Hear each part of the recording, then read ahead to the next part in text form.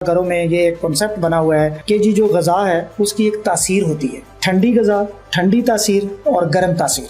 पहले तो ये बताएं किसी ग़ज़ा की कोई तासीर होती है, और अगर होती है तो ठंडी क्या है और गर्म क्या है? अब ये जो गर्म और ठंडी तासीर का तसव्वुर है, ये बेसिकली हिकमत का तसव्वुर है। ना आप हकीम है ना मैं हकीम हूँ, तो लेकिन वो जो साला साल से हमारे यहाँ वो चीज़ें जो पेवस्त हो गई हमारी याददाश्त के साथ भी, हमारी मुआशरती ज़िंदगी का एक हिस्सा बन गई, उसकी वजह से अब हम लोग उन तमाम चीज़ों से छुटकारा हासिल करना मुश्किल हो गया। तो ये जो गर्म और ठंडी तासीर का तसव्वुर है, ये हिकमत का तो तसव्वुर हो सकता है। हमारे यहाँ एलोपैथिक किताबों के अंदर ठंडी और गर्म तासीर का कोई तसव्वुर नहीं है। एलोपैथिक में देखने का नज़रिया और है। वो क्या है? हमारे यहाँ तसव्वुर ये है कि जो उसके इंग्रेडिएंट्स हैं उनकी रेशो क्या है, उनको प्रोसेस कितना किया गया है, उसके अंदर कार्बोहाइड्रेट का कंटेंट कितना ज़्यादा है और फैट कितनी है। इसके ऊपर हमारा सारा कॉन्सेप्ट डाइट का बेस करता है। बिस्मिल्लाहिर्रहमानिर्रहीम, अस्सलाम वालेकुम ख़वातीन हज़रात, welcome to doctor Abdul Basit podcast. नाज़रीन, आज से सैकड़ों साल पहले जब इंसान ने तरक्की नहीं की थी, साइंस ने तरक्की नहीं की थी, जब मुख्तलिफ लेबॉर्ट्रीज, इन्वेस्टिगेशंस और बड़े बड़े आलात दस्तयाब नहीं थे, तब इंसान सेहत के शोबे में इलाज बिल ग़ज़ा का कायल था। ग़ज़ा के साथ बहुत से तसव्वुरात जुड़ गए, बहुत से लोगों के अपने अपने ख़यालात बन गए, और फिर आज तक उन ख़यालात पर लोग इसरार करते चले आ रहे हैं। लेकिन आज सूरत हाल मुख्तलिफ है। आज खून में मौजूद खुलिये, उनके छोटे से छोटे पार्टिकल्स और हर चीज़ को साइंस ने लेबॉर्ट्री में इन्वेस्टिगेशंस और मुख्तलिफ टेस्टों के ज़रिए दरियाफ्त किया है, और फिर उसके ज़रिए से दुनिया भर में उसका इलाज होता है। आज हमने ये जो मुख्तलिफ मफरूज़े हमारी रोज़मर्रा ज़िंदगी में पाए जाते हैं, उनके ऊपर बात करनी है कि उसमें साइंस क्या कहती है और साइंस क्या उसके ऊपर, उन सवालों के ऊपर क्या स्टांस है। इस पॉडकास्ट में आज हमारे साथ जो हमारे मेहमान हैं, वो इससे पहले भी हमारे पास स्टूडियो में तशरीफ़ ला चुके हैं। Doctor Tahir Chaudhry general secretary हैं Pakistan academy of family physician के, कंसल्टेंट डायबिटोलॉजिस्ट हैं, आज हमारे साथ मौजूद हैं। अस्सलाम वालेकुम सर। जी अस्सलाम वालेकुम डॉक्टर साहब, बहुत शुक्रिया। आप पहले भी आए थे और बहुत ज़्यादा लोगों ने आपको देखा, तकरीबन 10 मिलियन के करीब लोगों ने देखा। आप मेरा सवाल तो समझ गए हैं। मैं चाह रहा हूँ कि उन चीज़ों पे बात की जाए जो रोज़मर्रा ज़िंदगी में, घरों में, बुज़ुर्गों के ज़रिए हम तक चलती आ रही हैं। मसलन एक सवाल ये किया जाता है और एक जुमला घरों में ये एक कॉन्सेप्ट बना हुआ है कि जी जो ग़ज़ा है उसकी एक तासीर होती है, ठंडी ग़ज़ा, ठंडी तासीर और गर्म तासीर। पहले तो ये बताएं किसी ग़ज़ा की कोई तासीर होती है, और अगर होती है तो ठंडी क्या है और गर्म क्या है? सबसे पहले बासित भाई शुक्रिया आपका। आपके साथ हमारा ये सेकंड पॉडकास्ट चल रहा है, और आपके अलावा उन तमाम लाखों ऑडियंस का शुक्रिया जिन्होंने पहले पॉडकास्ट में बहुत ज़्यादा हौसला अफजाई हमारी की और उसको बहुत ज़्यादा पसंद किया गया। और हमने कोशिश यही करते हैं आपके साथ, जब भी हमारा प्रोग्राम होता है तो उसमें हमारी कोशिश दोनों की यही होती है कि हम लेटेस्ट जो साइंटिफिक नॉलेज है वो इम्पार्ट करें, उसके ऊपर जो लोगों के ज़हनों के अंदर जो वहाम है, जो उनके अंदर जो कोई उनके ज़हनों में कुछ कन्फ्यूजन है, उनको दूर करें। अब ये जहाँ तक तासीर की बात है, तो हमारा ये जो खित्ता है साउथ ईस्ट एशिया का, ये चूँकि सैकड़ों साल यहाँ हमारे हुक्मा की ज़्यादातर जो थी ना, हकीम हमारे, उनकी यहाँ पे माशाल्लाह जारादारी रही, हुकूमत रही। हाँ जी, हुकूमत रही। उसकी वजह ये थी कि उस वक़्त इतना साइंटिफिक नॉलेज नहीं था, एलोपैथिक मेडिसिन का इतना रवाज भी नहीं था, ना इतनी रिसर्च थी, तो उनकी यहाँ पे समझ लें कि बादशाही थी। तो वो उस वक़्त के ज़माने की, अगर हम फेरी टेल्स पे जाएं तो वो उसमें होता है कि जी हकीम साहब जो हैं वो कलाई से धागा बांध देते थे, और ख़ातून अगर पर्दादार है वो पर्दे के पीछे बैठ जाती थी, तो वो धागे को पकड़ के उसकी बीमारी की तशख़ीस कर लेते थे। ठीक है, इस तरह के मिथ्स। और फिर जनाब हकीम साहब ने नब्ज़ पकड़ी एक मरीज़ की और उसकी तमाम बीमारियां बता दी। अब आप भी डॉक्टर हैं, आपको पता है कि नब्ज़ के देखने से, चले हमें दिल की कुछ बीमारियों का तो अंदाज़ा हो जाएगा, लेकिन तमाम बीमारियों का अंदाज़ा नहीं होता। तो उस ज़माने की बात है। अब ये जो गर्म और ठंडी तासीर का तसव्वुर है, ये बेसिकली हिकमत का तसव्वुर है।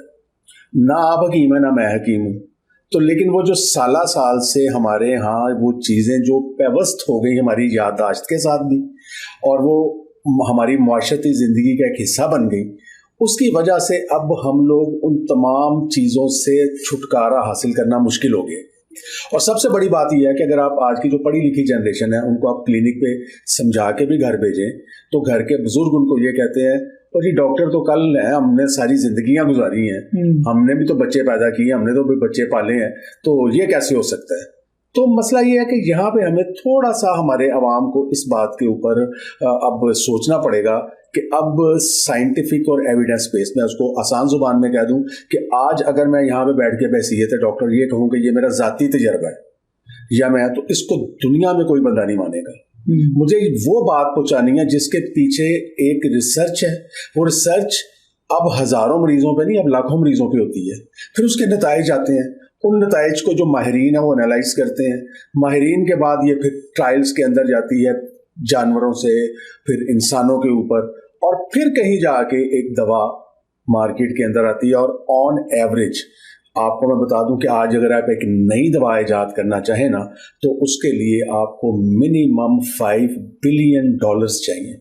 अच्छा जी, एक नई दवा $5 अरब उसके पीछे इन्वेस्टमेंट होती है। यही वजह है कि आप ये देख रहे हैं कि इस वक्त फार्मास्यूटिकल कंपनीज ज्यादातर जो पुराने मॉलिक्यूल्स हैं उनके अंदर उनके थोड़ा सा केमिकल स्ट्रक्चर को आगे पीछे करके, क्योंकि नया मॉलिक्यूल बनाने के लिए बहुत ज़्यादा रिसर्च, बहुत ज़्यादा रिसोर्सेज और फंडिंग की ज़रूरत होती है। तो इस वजह से नए मॉलिक्यूल जो हैं वो कम आ रहे हैं और पुरानों के अंदर ही थोड़ी बहुत चेंजेस के साथ उनको रिफाइन करके तो नई दवा के नाम पे मार्केट किया जा रहा है। तो ये जो गर्म और ठंडी तासीर का तस्वुर है, ये हिकमत का तो तस्वुर हो सकता है। आपने भी मेडिसिन पढ़ी, मैंने भी पढ़ी। हमारे यहाँ एलोपैथिक किताबों के अंदर ठंडी और गर्म तासीर का कोई तस्वुर नहीं है। यानी कोई जो ग़िज़ा है वो ठंडी या गर्म नहीं होती? ठंडी और गर्म नहीं होती। हाँ, हमने ग़िज़ा को हमारे यहाँ एलोपैथिक में देखने का नज़रिया और है। वो क्या है? वो नज़रिया हमारे यहाँ ये है कि हम जब ग़िज़ा लेते हैं तो हमारे अंदर जो बेसिक 3 न्यूट्रिएंट्स जाते हैं, प्रोटीन्स, कार्बोहाइड्रेट्स और फैट्स। ठीक है। इनके बैलेंस को हमने देखना है, क्योंकि इनके इम्बैलेंस के साथ ही तमाम बीमारियां जड़ पकड़ती हैं। अगर हम इस कॉन्सेप्ट को, और हमारा कॉन्सेप्ट बड़ा सिंपल है, ये ठंडे गर्म और ये जो कैलोरीज थी और ये वो, इस कॉन्सेप्ट से हमने बाहर आ जाना है। हमने अब ये देखना है कि हमारे कंटेंट्स जो हैं, डाइटरी कंटेंट्स जो हैं, वो प्रोसेस्ड कितने हैं। फैक्ट्री में बने हैं, किसी बहुत बड़ी इसको फूड इंडस्ट्री ने बनाया है, या उसको हमने घर पे अपने हाथ से बनाया है। तो सबसे बड़ा तस्वुर ये है कि आपका जो इम्बैलेंस है डाइटरी कंटेंट्स का और उस फूड की प्रोसेसिंग का। अगर आप घर पे खाना बनाते हैं सपोज, जिसकी कि अब आहिस्ता आहिस्ता रिवाज खत्म होता चला जा रहा है, तो आपके हाथ में कंट्रोल है। आप नमक अपनी मर्जी से डालेंगे, चीनी अपनी मर्जी से डालेंगे, घी अपनी मर्जी से डालेंगे। जबकि प्रोसेस फूड जो बाहर से आपको फूड इंडस्ट्री की तरफ से मिलता है, या वो तमाम जंक फूड जो मुख्तलिफ फूड कंपनियों के जरिए आपके डोर स्टेप्स पे आपके बच्चों को मिल रहा है, उसके ऊपर आपका कंट्रोल नहीं है। और उस फूड को स्पाइक किया गया है बहुत ज़्यादा शुगर के साथ और बहुत ज़्यादा सॉल्ट के साथ। हमारे यहाँ तस्वुर ये है कि जो उसके इंग्रेडिएंट्स हैं उनकी रेशो क्या है, उनको प्रोसेस कितना किया गया है, उसके अंदर कार्बोहाइड्रेट का कंटेंट कितना ज़्यादा है और फैट कितनी है। इसके ऊपर हमारा सारा कॉन्सेप्ट डाइट का बेस करता है। ठंडी गर्म तासीर पे हर ठीक हो गया, यानी तासीर की बजाय और ठंडे और गर्म की बजाय हर खुराक जो है उसको तोड़ा जाएगा, और छोटे जो उससे हमें चीज मिल रही है, कार्बोहाइड्रेट, प्रोटीन और फैट्स, ये 3 चीजें हैं, उसकी बुनियाद पे किया जाए। और वहीं से ही ये कॉन्सेप्ट निकलेगा कि कौन सी खुराक कितनी बीमारियां पैदा कर सकती है। बिल्कुल। अंडा जो है वो लोग अपने बच्चों को गर्मियों में नहीं खाने देते कि जी अंडा खाने से गर्मी हो जाएगी, गर्मी कोई चढ़ जाएगी एक बंदे को अंडा खाने से। कोई चढ़ सकती है गर्मी, खाना चाहिए या नहीं? अच्छा, इस फेस में मछली भी शामिल कर ले। ठीक है, हाँ, मछली तो खुराक ही नहीं है। बल्कि मछली बेचने वालों की तो दुकानें बंद हो जाती है ना गर्मियों में, बिल्कुल, क्योंकि कस्टमर ही नहीं है। वो इसी एक अभाम का नतीजा है कि जी सर्दियों में मछली खानी है और गर्मियों में नहीं खानी। हाँ, जैसे अभी जून जुलाई ये इन महीनों में तो कोई मछली का तस्वर नहीं है। मैं आपको थोड़ा सा इसके बारे में बता दूं कि हमारे यहाँ पाकिस्तान में या इंडिया में उतनी गर्मी तो नहीं पड़ती जितनी गल्फ में पड़ती है, सऊदीया में, या जो हमारी ये जो पट्टी है सारी अरेबिक जो सहराई इलाके हैं वहाँ ज़्यादा है, उनसे ज़्यादा तो नहीं पड़ती। वो तमाम अफराद जो कि हमारी पॉडकास्ट सुन रहे हैं, उनमें से किसी ना किसी का कोई रिश्तेदार अजीज जरूर गल्फ में काम कर रहा है। बल्कि बहुत ज्यादा हमारे 30% ऑडियंस जो है वो सऊदी अरब और कतर इन इलाकों उनसे पूछें कि अरबियों की खुराक सारा साल क्या होती है। इतनी शदीद गर्मी में भी वो काजू, बादाम, अखरोट और इस तरह की बिरयानी उनका एक पार्ट है। फिर बकरे का गोश्त, ऊंट का गोश्त, उसके अलावा मछली इतनी मरगूब है उनको जिसकी कोई इंतहा नहीं। और इंसानी बॉडी तो सारी सेम है ना। अगर अरबियों को गर्मी नहीं होती गर्मियों में ये गर्म चीजें खाने से, तो पाकिस्तानियों को कैसे हो सकती है? तो ये भी एक समझ लें कि एक मिथ है। और आप गर्मी हो सर्दी हो, इन चीज़ों को, और ये चीज़ें आपकी सेहत के लिए बहुत अच्छी हैं। गर्मियों में अपने आप को ये जो ग़िज़ाई अज्जा हैं इनसे महरूम मत करें। ऐसा इसका गर्मी सर्दी का कोई तस्वुर नहीं है। अंडा खाना चाहिए जी, बिल्कुल खाना चाहिए, रोजाना खाना चाहिए। और ऑन एवरेज जो एक सेफ जो तादाद है अंडों की, एक आम आदमी के लिए हर मौसम के लिए वो 5 अंडों तक आराम से सेफली खा सकता है, दिन में 5 अंडे रोजाना। जी, रोजाना। बच्चा बड़ा, इसमें कोई उम्र का भी लिहाज है?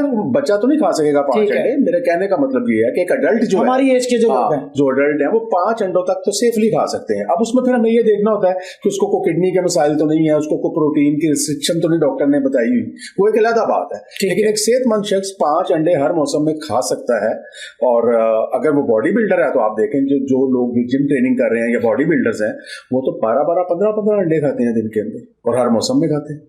जून, जुलाई, अगस्त सब महीनों में। इसका कोई ताल्लुक नहीं है। फिर वही बात है, हमने अंडों से प्रोटीन लेनी है और उससे फैट्स लेने हैं, और दोनों ही इंसानी बॉडी के लिए लाज़िम व मलज़ूम है, और वो एक हेल्दी कंटेंट है जो दोनों में मिल जाते हैं। अच्छा डॉक्टर साहब, हमने जब पिछली पॉडकास्ट की तो उसमें आपने एक जुमला बोला था, वो तकरीबन मेरा ख्याल है 3-4 मिलियन लोगों तक वो वीडियो गई, कि जो अंडा है उसकी जर्दी और सफेदी ये दोनों बड़ी इंपॉर्टेंट है जी।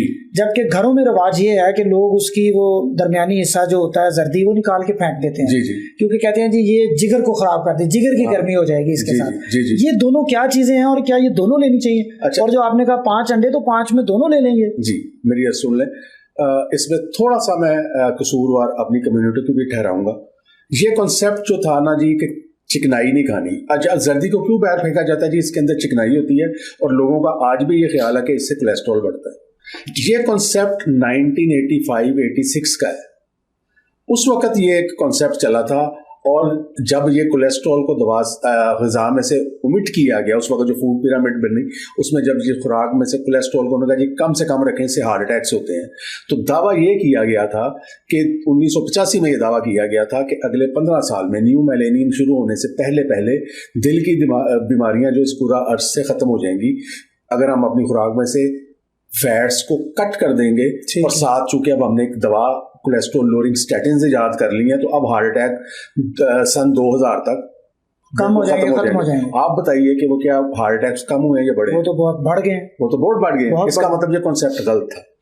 उस जमाने में हमारे जितने भी माशाल्लाह प्रोफेसर्स जो हमारे लिए बड़े। अच्छा एक सेकंड, मैं आपकी सॉरी बात रोक रहा हूँ। ये कॉन्सेप्ट डॉक्टर्स की तरफ से आया था, पढ़े लिखे लोगों की तरफ से? पढ़े लिखे लोगों की तरफ से। एंसल की नामी एक बंदा था। अच्छा। जिसको के अमेरिका के अंदर उस वक्त के जो सदर थे, उन्होंने ये जिम्मेदारी सौंपी थी कि आप ये देखें कि हमारे यहाँ ये जो अमेरिका है, यहाँ पे हार्ट अटैक्स क्यों बढ़ रहे हैं। तो उन्होंने 7 कंट्री हाइपोथेसिस दी, 7 मुल्कों का उन्होंने दौरा किया, और वो उसके अंदर जो उन्होंने रिपोर्ट पेश की वो आज भी कॉन्ट्रोवर्शियल है। और मज़ेदारी की बात है कि एंसल कीज ने जब ये रिपोर्ट दी, तो सिर्फ 10 साल बाद एंसल कीज ने न्यूयॉर्क टाइम के एक प्रोग्राम में टीवी पे आके इतराफ़ किया कि मेरे से उसमें गलती हो गई है, और मैं अपने वो जो कॉन्सेप्ट है ना उसको वापस लेता हूँ। मुझे अब आके अंदाज़ा हुआ है कि ये काम कुछ गलत हो गया मेरे हाथों। तो जो कॉन्सेप्ट देने वाला था वो भी इसको मान गया था। लेकिन उस ज़माने में हमारे वो लोग जो उस ज़माने में MRCP और अमेरिकन और यूरोपियन यूनिवर्सिटीज़ में पढ़ रहे थे, उन्होंने ये कॉन्सेप्ट सीने से लगा लिया क्योंकि उनको ये पढ़ाया गया था। तो जब उन्होंने ये उस ज़माने का पढ़ा हुआ है, वो आज तक भी इस कॉन्सेप्ट से जान नहीं छुड़वा सके। और आज भी हमारे यहाँ डॉक्टर सबसे पहले आपका जो है ना वो कोलेस्ट्रॉल बंद कर देते हैं। आपका अंडे जो है वो सफ़ेदी खानी है। आप ये देख लीजिए कि मैंने पहले भी कहा था, आज फिर इस बात को पूरी जिम्मेदारी से रिपीट कर रहा हूँ कि अंडा बगैर जर्दी पे खाने का मतलब ही कोई नहीं है। अच्छा, उसकी कोई वैल्यू नहीं है, इसलिए कि जो कोलेस्ट्रॉल उसके अंदर है, उसके जो आपकी जो जर्दी है उसमें कोलेस्ट्रॉल के साथ साथ, तो मैंने पिछले प्रोग्राम में बताया था, कोलेस्ट्रॉल हमारी बॉडी के लिए इतना एसेंशियल है कि आज अगर हम कोलेस्ट्रॉल को बहुत ज़्यादा नीचे ले जाएंगे तो आप यकीन कीजिए कि हमारी शरह-ए-अमवात बढ़ जाएंगी। जो हार्ट अटैक हम समझते हैं ना कि बड़े कम हो जाते हैं, वो तो पता नहीं कम होंगे या नहीं होंगे, आप इन्फेक्शन से मारे जाएंगे। आपकी मर्दाना कुव्वत के अंदर बहुत ज़्यादा उसके अंदर जो है ना कमी आएगी। ख़वातीन का जो चेहरे की ताजगी या फ्रेशनेस है ये ख़त्म हो जाएगी। कोलेस्ट्रॉल में जो गुड और बैड कोलेस्ट्रॉल का कॉन्सेप्ट है, दिस इज़ ऑल ऑब्सलीट। और ये जो सारा है ये कॉन्सेप्ट, ये बिल्कुल गलत फहमी पे मबनी है। अच्छा, आपकी ये बातें जो हैं ये एक MBBS डॉक्टर की तरफ से, एक पढ़े लिखे बंदे की तरफ से, तो शायद मेरा ख्याल है आप वाहिद बंदे हैं जो इस तरह की बात करते हैं, और लोग आके नीचे कमेंट्स में लिख भी रहे होते हैं कि यार तो आप भी पाकिस्तान से बाहर पढ़ के आए हैं, गए हैं? जी, मैं ये जो सारे कॉन्सेप्ट्स आपको बता रहा हूँ, मैंने Harvard school of medicine Boston से डायबिटीज़ और मेटाबॉलिज्म के अंदर पोस्ट ग्रेजुएशन की। उसके अलावा मैंने अमेरिकन डायबिटीज़ एसोसिएशन के साथ में मुंसलिक रहा हूँ। फिर मैंने इटली के अंदर भी इसकी ट्रेनिंग की, अपना डायबिटीज़ और मेटाबॉलिज्म की।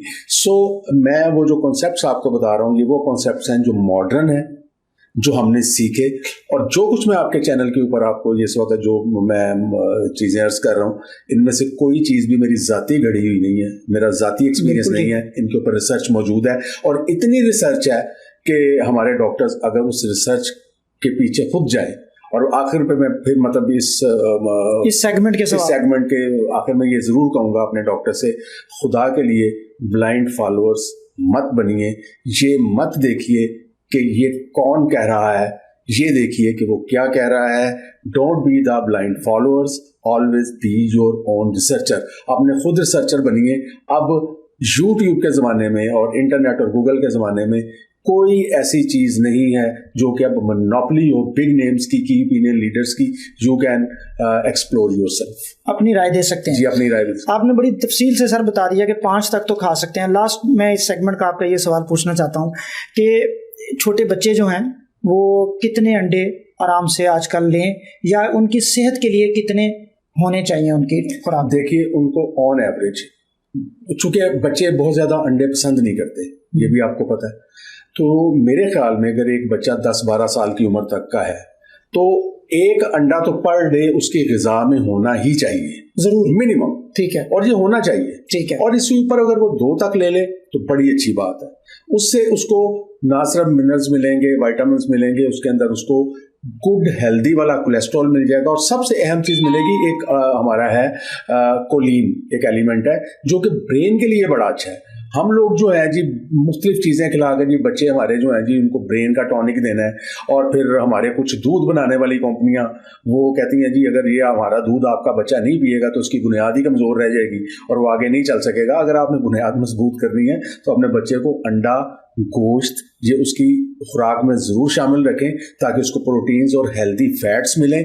जो अंडे के अंदर कोलिन है वो आपको जहनी तौर के ऊपर बहुत ज़्यादा आगे लेकर के जाती है, और आपकी जो कॉग्निटिव जो है एबिलिटी, सोचने समझने की सलाहियत, चीज़ों को एनालाइज करने का एक जो तरीका है, ये सारा जो है ना जी इसके साथ ज़्यादा बेहतर हो जाता है। अच्छा, और ये बॉयल कर लेने से या ऑमलेट बना लेने से कोई फ़र्क तो नहीं पड़ता? जैसा आपको पसंद है, उसमें कोई खास फर्क इसमें कोई नहीं। अगर एक बच्चे को बॉइल्ड एग पसंद नहीं है। तासीर से रिलेटेड डॉक्टर साहब एक और सवाल, आजकल मौसम चल रहा है आमों का, आम लोग खाते हैं 2, 3, 4। कल बल्कि मैंने ये मंजर अपने ऑपरेशन थिएटर में देखा है। हमारे ऑपरेशन थिएटर में उस टाइम ऑपरेशन खत्म हुए तो हम कोई 15 के करीब स्टाफ है, उन्होंने आम रखे हुए थे टेबल के ऊपर और साथ कच्ची लस्सी रखी हुई थी। 2 बोतलें ये खाली कोक शो की, उनमें कच्ची लस्सी डाली हुई थी। कच्ची लस्सी को फर्ज समझा जाता है आमों के साथ, क्यों? लोग कहते हैं जी गर्मी हो जाती है आमों से। अच्छा, अब आप ये देख लीजिए कि वो जो हमारे यहाँ मिथ्स और जो फरसूदा ख्यालात हैं वो हमारे मुआशरे में इतने सरायत कर गए हुए हैं। तो फिर मेरा क्वेश्चन बड़े अदब से अपने उन दोस्त डॉक्टरों से है कि यार आपका तो फिर मेडिकल पढ़ के भी इल्म ने आपका कुछ नहीं बिगाड़ा, ठीक है ना जी। ये कच्ची लस्सी जो है ना जी ये कोई ज़रूरी नहीं है। अच्छा, ये कॉन्सेप्ट फिर कहाँ से चला? कॉन्सेप्ट यहाँ से चला फिर वही मुझे हुक्मा, पहले मैं ये वाज़िया कर दूं, आप और मैं दोनों यहाँ पे कोई हुक्मा पे तनकीद करने नहीं बैठे। नहीं, जाहिर है, हाँ, उनकी भी अपनी, लेकिन चूंकि ये चीज़ें ओरिजिनेट उनके यहाँ से हुई हैं तो उसकी कोई बेसिस भी होगी, और उसमें उनका कसूर नहीं है। उस जमाने में कोई रिसर्च नहीं थी। मसलन हमारे पास आप चूंकि आर्थोपेडिक देखते हैं, आपने अक्सर देखा होगा वो लोग जिनके जख्म होते हैं या जिनका आपने सर्जरी की तो वो आपसे एक सवाल जरूर करेंगे, डॉक्टर साहब ये जख्म है, पट्टी में कर रहा हूँ तो दूध तो फिर नहीं ना पीना क्योंकि इससे रेशा हो जाता है। ये तो मैंने आपसे पूछना था, आपने पहले ही सवाल कर दिया। ये आ गया जी, दूध से रेशा हो जाता है। फिर कॉन्सेप्ट ये आया कि हुक्मा के अंदर उनका जो बेसिक कॉन्सेप्ट था, जैसे हमारे बेसिक्स हैं, उनका बेसिक कॉन्सेप्ट ये था कि हर चीज जो है ना, जो भी आप खाते हैं उसका असर जायल करने के लिए उसकी जिद इस्तेमाल करनी है। ठीक है, एंटीडोट जिसे हम कह देते हैं। हाँ जी, जिद। मसलन ठीक है, ये कहां से कॉन्सेप्ट आया था जी कि शुगर हो तो करेले खाने चाहिए? ठीक, शुगर मीठी है, करेला कड़वा है। ठीक है, ठीक है जी। रेशा और बलगम हो जाती है दूध पीने से, दही खाने से, कहा जाता है, क्योंकि जो रेशा और बलगम जो स्पूटम होती है उसका रंग सफेद है। तो ये चीजें नहीं खानी क्योंकि उससे वो बढ़ जाएगी। बल्कि चावल भी शामिल कर लें, चावल भी इसमें शामिल कर लें। मेडिकल साइंस तो नहीं मानती इसको। इसी तरह से दूध के बाद कच्ची लस्सी पीना ये किसी गर्मी को नहीं मारती, क्योंकि ये चीज तो हमने शुरू में तय कर ली ना कि हम इसको गर्म सर्द की तस्वीर से नहीं देखेंगे। अच्छा, अब उसमें नुकसान क्या है? हमने तो ये सोच लिया कि यार आम खा लो, उसके बाद कच्ची लस्सी पी लेंगे। हमारे यहाँ जब भी ये मौसम गर्मा खत्म होगा, आप तजर्बा करके देख लें, जिस बंदे का आप लिपिड प्रोफाइल कराएंगे उसका ट्राइग्लिसराइड 300-400 पे पहुंचा होगा। अच्छा। And thanks to these mangoes, इनका जो फ्रुक्टोज कंटेंट है, ये जितनी फ्रुक्टोज जो फलों से हमें मिलती है, और एक वक्त में हम 4-4, 5-5 आम खा लेते हैं और हमें उसका तोड़ ये मिला हुआ है कि बाद में कच्ची लस्सी पी ले। मैं आपको बता रहा हूँ ना कि कल वो लड़के, उसमें स्टाफ भी शामिल है, सारे लोग, तो वो साथ कच्ची लस्सी बकायदा आप इबादत की तरह कच्ची लस्सी का ड्रम पी ले। जो 4-5 आम खाए उसमें से फ्रुक्टोज तो कहीं नहीं गई ना। वो जो फ्रुक्टोज है that is detrimental dose dependent poison for the liver.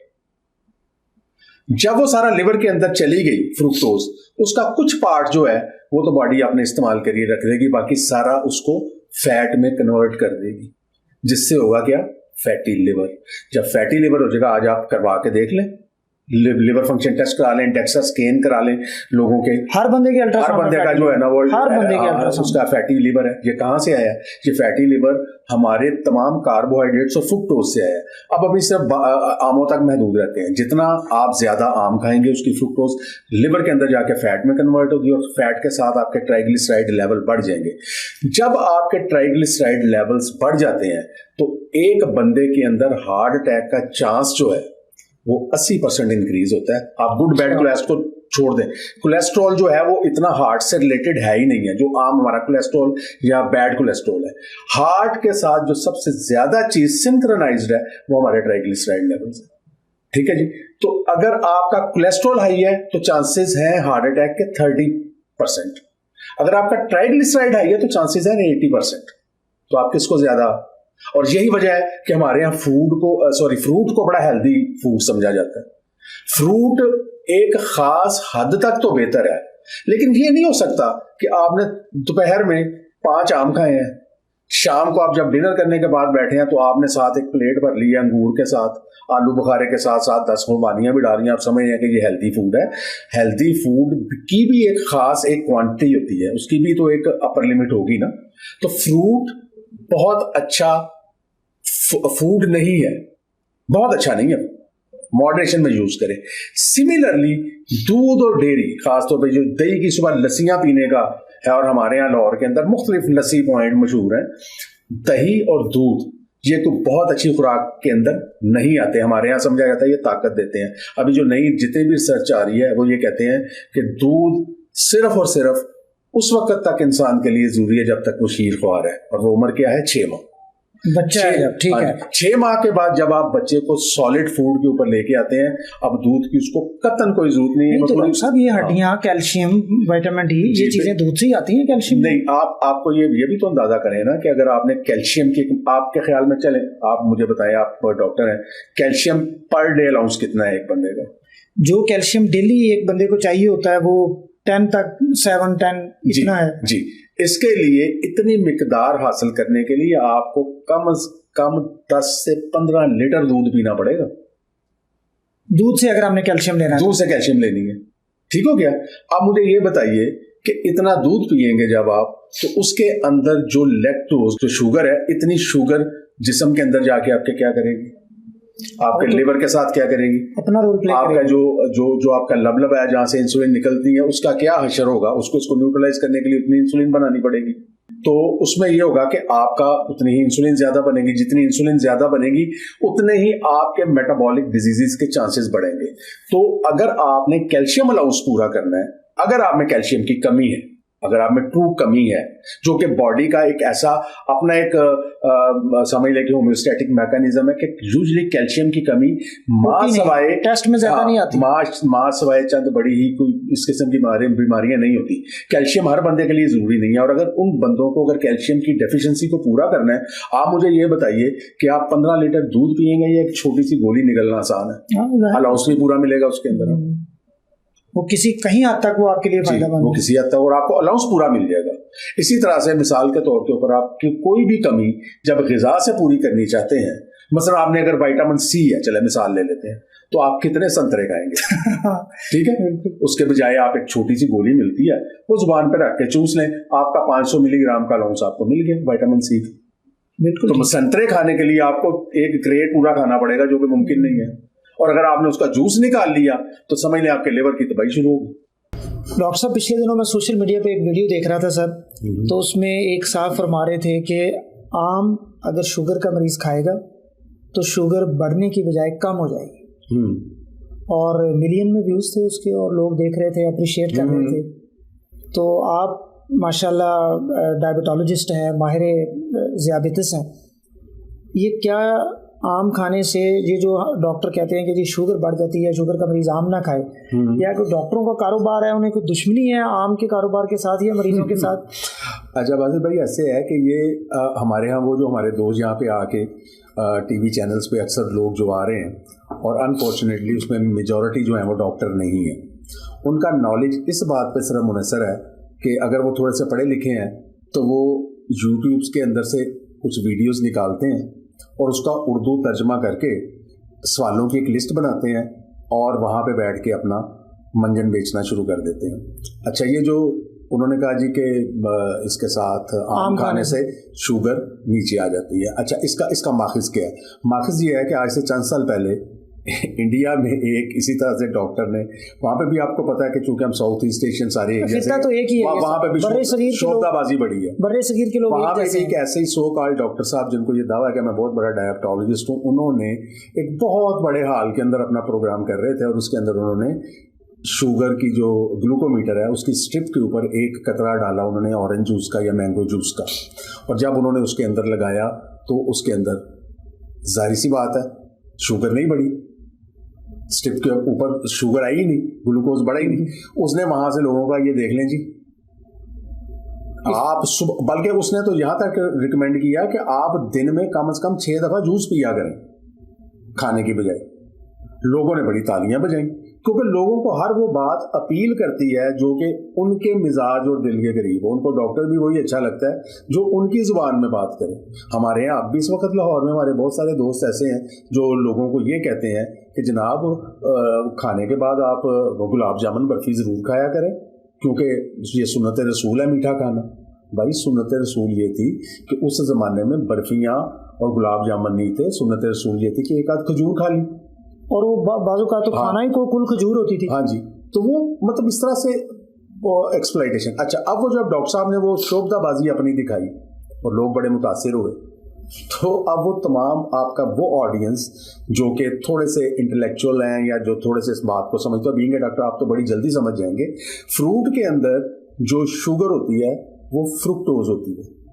अच्छा, ठीक है ना जी? ठीक है। और जो स्ट्रिप डिजाइन की गई है वो ग्लूकोज डिटेक्ट करने के लिए ठीक है। अब शुगर के मरीज के लिए जो हम लगाते हैं वो ब्लड ग्लूकोज के लिए है, उसके अंदर केमिकल ग्लूकोज को डिटेक्ट करेगा, फ्रुक्टोज करने के लिए नहीं बनाया गया, इसलिए आप उसके ऊपर जूस डाले जो मर्जी डाले उसके ऊपर जाना ही नहीं, आना ही नहीं है उसने। और लोगों ने बड़ा जी चूंकि इसके ऊपर स्ट्रिप ने डिटेक्ट ही नहीं किया जी कि ये तो जाता ही नहीं होगा, तो इसका माखिज ये है। ये लोग इस तरह की वीडियोस देख लेते हैं और फिर आगे लोगों को बेवकूफ बनाना शुरू कर देते हैं। फ्रुक्टोज और ग्लूकोज ये दोनों चीजें ही कार्बोहाइड्रेट की कैटेगरी के अंदर आती हैं, और ये दोनों ही आपकी शुगर बढ़ाएंगी, ये मुमकिन नहीं है। हाँ, ये ज़रूर है कि जो मैंने तरतीब बताई कि आपने पहले सैलड खाया, फिर आपने वो लिया अच्छा खासा चिकन का एक बड़ा अच्छा सा पीस खाया, और उसके बाद आपने आम एक मॉडरेट मिकदार में 2, 3, 4 फांकें ली, तो वो उसके अंदर 10 से 20 मिलीग्राम पर डेसीलीटर की कमी बेशी या थोड़ा सा ऊपर वो जा सकता है, या हो सकता है कि कुछ लोगों में ना भी जाए। लेकिन अगर आपने 5 आम खाने हैं और आपका ये ख्याल है कि जूस पीने से और चूंकि आम अगर खा रहे हैं हम और उसके साथ उसका अगर जूस निकाल रहे हैं या मिल्क शेक्स बना रहे हैं तो फिर वही डेडली कॉम्बिनेशन बना रहे हैं। दूध में आपको मिल गया, आपको कार्बोहाइड्रेट भी मिल गए, फैट भी मिल गए, और आम का भी इधर से आपको मिल गई फ्रुक्टोज। तो ये एक डेडली कॉम्बिनेशन हो गया। आपका कार्बोहाइड्रेट कंटेंट डबल हो गया, आधा आया दूध से, आधा आया आम से, और आपने बड़ा हेल्थी मिल्क शेक बना के पी लिया। याद रखिए, मैंने पिछले प्रोग्राम में भी एक बात और एक जुमला बोला था, आज फिर बोल रहा हूँ, अल्लाह मियाँ ने फल खाने के लिए बनाया है, पीने के लिए नहीं बनाया, जूसेस के लिए नहीं बनाया। ये जूसेस जो हैं they are equal to poison for anybody. ये जो माएँ अपने बच्चों को सुबह फ्रेश फूड, और मैं अभी एक कॉन्फ्रेंस के सिलसिले में 2 दिन पहले सरीना इस्लामाबाद में था, तो वो सुबह नाश्ते के ऊपर लोगों को मैंने देखा छोटे बच्चे, हर जगह, और वो जूस है भी नहीं, वो एक मसनूई है। तो वो एक 5 स्टार होटल के अंदर सुबह सुबह बच्चे जूस के साथ भाग भाग के वो सुबह अपने नाश्ते का आगाज कर रहे हैं, और they are going to destroy their livers and stomachs as well. अच्छा, यानी अगर तो वो आर्टिफिशियल तो चलो ठीक है, खतरनाक है, आप कहते हैं जो घर में बनाते हैं फ्रेश फ्रूट भी नॉट रिकमेंडेड, उस कभी कभार के लिए ठीक है। हाँ जी, शेक्स जब करते हैं तो जो आपका जो अगर आप जैसे फ्रूट खुद खाते हैं उसका फाइबर कंटेंट इंटैक्ट रहता है। आपके स्टमक को फाइबर जब मिलता है तो जो फ्रूट के अंदर या बाकी ग़िज़ा के अंदर कार्बोहाइड्रेट था, ये जो आपका फाइबर है ना, ये अंदर जाके आपके स्टमक के ऊपर एक जेल की तरह एक अच्छा घरों में छाननियाँ होती हैं, ये जो आटा छानने वाली होती हैं, आप एक तजर्बा कीजिएगा कि इसके ऊपर ये जो आम जो जेल होती है, कोई आपके बालों में लगाने वाली जेल, वो आप उसके ऊपर लगा दें और थोड़ी देर खुश्क होने के बाद पानी के नीचे रखें, तो उसके अंदर से पानी नीचे नहीं आएगा, वो जो होल होते हैं जाहिर है वो सारे प्रोटेक्ट हो जाएंगे ऊपर से, प्लग हो गए। Same is the case with your liver. Liver का काम ये है कि उसने टॉक्सिक एलिमेंट्स को आपकी बॉडी से बाहर रखना है, और उसके अंदर बॉडी में तब एंटर होगा जब सर्कुलेशन में जाएगा। उस बैरियर को ये एक फिजिकल बैरियर बना देता है, जो फाइबर है, ये जाके जेल की तरह उन तमाम जो इर्द गिर्द का जो वॉल है ना, उसको सारा उसको कोटिंग कर देता है। अब क्या होगा कि जो भी आपके खुराक के अंदर टॉक्सिक एलिमेंट्स हैं, जो आपकी खुराक के अंदर खासतौर पर कार्बोहाइड्रेट्स हैं, उनकी एब्जॉर्प्शन स्लो डाउन हो जाती है। जब आपकी ये एब्जॉर्प्शन स्लो डाउन हो जाती है तो फिर आपके गट में से एज ए होल वो निकल जाता है, आपकी उसके अंदर शामिल नहीं होता, आपकी सर्कुलेशन में शामिल नहीं होता। जब आप दूध को और फ्रूट को डाल के ग्राइंडर में शेक करते हैं तो जो ग्राइंडर के ब्लेड्स होते हैं उस फाइबर को मैश कर देते हैं, काट डालते हैं, उसकी बारीक किरची उसको कर देते हैं, तो निकल जाता है उसमें। हाँ जी, फाइबर। तो उसके बाद आप जब वो लेंगे तो वो तेजी के साथ कार्बोहाइड्रेट भी, क्योंकि अब फाइबर का जो एक बैरियर था वो हट गया, आपका फ्रुक्टोज भी, आपका फैट भी, तो तेजी के साथ आपके ब्लड के अंदर शामिल हो जाता है। Same is the case with your juice. आपने क्या किया, आपने माल्टों का जूस निकाला मशीन के साथ, और जो फाइबर था उसको उठा के बाहर फेंक दिया। वही फाइबर तो बॉडी को चाहिए था। जूस जब आप कशीद करते हैं, और दूसरी बात यह है कि अगर एक बंदा माल्टे खाने बैठता है 2 या 3 माल्टों के बाद, ये भी 3 भी बहुत ज्यादा, 2 माल्टों के बाद उसका दिल भर जाता है, स्टमक भर जाता है। ऑन दी अदर हैंड जब आप एक जूस का गिलास बनाते हैं उसके अंदर कम से कम 6 से 7 माल्टे होंगे। दोनों में फर्क क्या? फाइबर। उधर फाइबर था, वो जैसे ही गया आपके स्टमक में, स्ट्रेच रिसेप्टर्स को उसने स्ट्रेच किया, स्टाइटी हुई, आपको मजीद खाने की ख्वाहिश खत्म, तलब नहीं रही, ठीक हो गया। और 1 से 2 माल्टों के अंदर जो कार्बोहाइड्रेट कंटेंट था उसको देख लें, और उधर से 8 माल्टों का कार्बोहाइड्रेट देख लें। जब वो फ्रेश जूस बॉडी के अंदर गया विदाउट फाइबर, तेजी से सर्कुलेशन में शामिल हुआ, तेजी के साथ उसके अंदर जो ग्लूकोज कंटेंट है वो लिवर की तरफ भागा, फैटी लिवर हुआ, फैटी लिवर के साथ फैटी पेंक्रियाज हुआ, इंसुलिन। अगर मिसाल के तौर पे लेमैन लैंग्वेज में अगर 2 माल्टों के लिए आधा चम्मच चीनी दरकार थी बॉडी को, तो 8 माल्टों के लिए उसको 3 चम्मच जो है इंसुलिन 4 चम्मच बनानी पड़ेगी। और आखिरकार अगर ये रविश जारी रहेगी तो एक दिन लबलबा थक के बैठ जाएगा, कहेगा भाई तुम तो बाहर से जूस ही बंद नहीं कर रहे, मैं तुम्हारे लिए कितनी की इंसुलिन बनाऊं। अल्लाह मियाँ ने मुझे डिजाइन किया हुआ है कि मैंने आपको पूरे दिन के अंदर 1 चम्मच के बराबर, छोटे चम्मच के बराबर इंसुलिन देनी है, और आप मुझसे इंसुलिन बना रहे हैं 10-10 चम्मच पर दिन। तो आखिरकार वो फैक्ट्री जो है जवाब दे देंगे, उसके वर्कर्स हड़ताल पे चले जाएंगे, हम ओवर टाइम कितना करें आपके लिए, तो फिर आप डायबिटिक हो जाते हैं और फिर मसले मसाइल बढ़ते हैं। डॉक्टर साहब लास्ट क्वेश्चन इस सेगमेंट का कि शुगर का मरीज आम खा सकता है? जी बिल्कुल खा सकता है, मॉडरेशन में। सबसे पहले जो की है वो है इत्तदाल, जो हमारा मजहब है, जो हमारी सुन्नत है। एक छोटे साइज का आम, और कोशिश करें, देखिए हमारा मकसद, प्रॉब्लम हमारी आम नहीं है, हमारा प्रॉब्लम है फ्रुक्टोज, जो लेने से उसके शुगर लेवल बढ़े, साथ मसले मसाइल आने हैं। तो आप जरूर चखें, बिल्कुल मना नहीं, बिल्कुल मना नहीं है, तरतीब वही रखें, फाइबर लें, गोश्त, अंडे, सैलड वगैरह अपना लेके, उसके बाद आप अपना आम, अगर आपने चलें रोटी भी खाई है कम मिकदार में ले, वो सेपरेट है एक बहस कि कितनी रोटी खानी और खानी चाहिए भी कि नहीं। और ये भी मिथ है कि जी ये लाज़िम मलज़ूम करार दे दिया गया कि हर सालन के साथ रोटी खानी जरूरी, कोई जरूरी नहीं। गंदम ही तो सारे फसाद की जड़ है।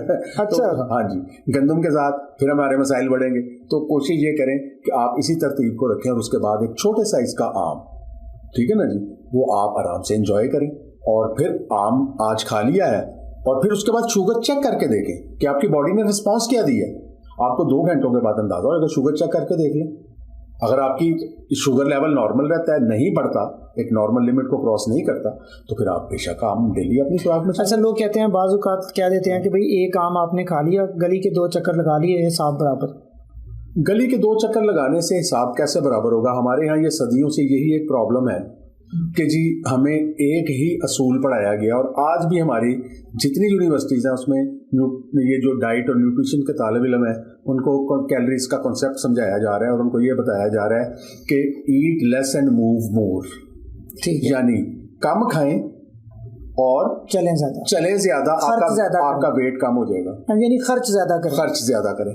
आपको मालूम है कि इस स्ट्रेटेजी की फेलियर रेट कितनी, इस स्ट्रेटेजी के साथ ये जो सदियों में 99.5%। अच्छा ये फेलियर रेट है, यानी कम खाएं और ज्यादा चलने से वजन कंट्रोल करने के लिए फेलियर रेट 99.5% है। ठीक है। रीजन, बात कैलोरीज की नहीं है, बात ये है कि जो आपकी बॉडी के अंदर हार्मोन्स है वो उन कैलोरीज को कैसे रिस्पॉन्स करते हैं। वो हार्मोन्स जो आपका शुगर लेवल को बढ़ाते हैं, वो साथ ही जब शुगर बढ़ेगी तो वो साथ इंसुलिन को भी बढ़ाएंगे। ठीक हो गया? जब इंसुलिन बढ़ेगी तो आपके अंदर इंसुलिन रेजिस्टेंस पैदा होगी, और इंसुलिन रेजिस्टेंस के साथ ही वो 8 बीमारियां जिनका मैंने शुरू में जिक्र किया है उनके लिए आप तैयार हैं, वो सारी लीथल है, और 80% बजट हमारे घरों का और हमारा हेल्थ केयर स्ट्रक्चर का ले रही है। तो इस वजह से इस कॉन्सेप्ट से बाहर आ गए। इस कॉन्सेप्ट ने हमें बड़ा नुकसान दिया। नुकसान ये दिया कि लोगों को ये समझाया गया कि तुम खाओ जो मर्जी। ये एक्चुअली ये कॉन्सेप्ट भी फूड इंडस्ट्री ने दिया था कि आप जो मर्जी खाएं, जितना मर्जी खाएं, उसके बाद जाके जिम कर लें, आप जाके सैर कर लें। आप जब कम खाते हैं और ज्यादा एक्सरसाइज करते हैं तो आपकी भूख हमेशा बढ़ेगी। ठीक है? कम खाने से और ज्यादा एक्सरसाइज करने से आपके हंगर हार्मोन्स बॉडी में एक्टिवेट हो जाते हैं, भूख आपको ज्यादा लगेगी। और यकीन करें कि फेलियर रेट इसलिए ज्यादा है कि वो खवातीन हज़रात जो इस फार्मूले पे अमल शुरू करते हैं 8 या 10 दिन के बाद भूख के आगे हथियार फेंक देते हैं।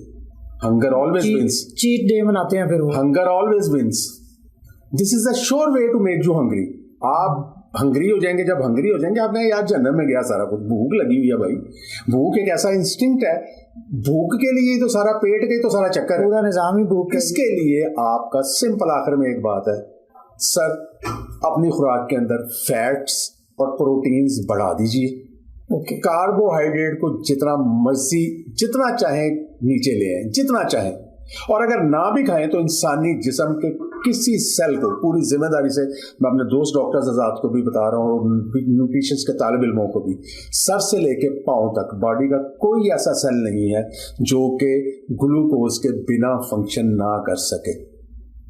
ग्लूकोज के बिना हमें किसी सेल्स को ग्लूकोज की जरूरत नहीं है। कहते हैं कि ब्रेन जो है वो तो काम ही ग्लूकोज से करता है जी। तो वो जो ब्रेन को जितना ग्लूकोज चाहिए वो कार्बोहाइड्रेट की बजाय अगर हम प्रोटीन्स, जब हम जो प्रोटीन खाते हैं उसके जो फैटी एसिड्स हैं वो जाके बॉडी में ग्लूकोज में कन्वर्ट हो जाते हैं।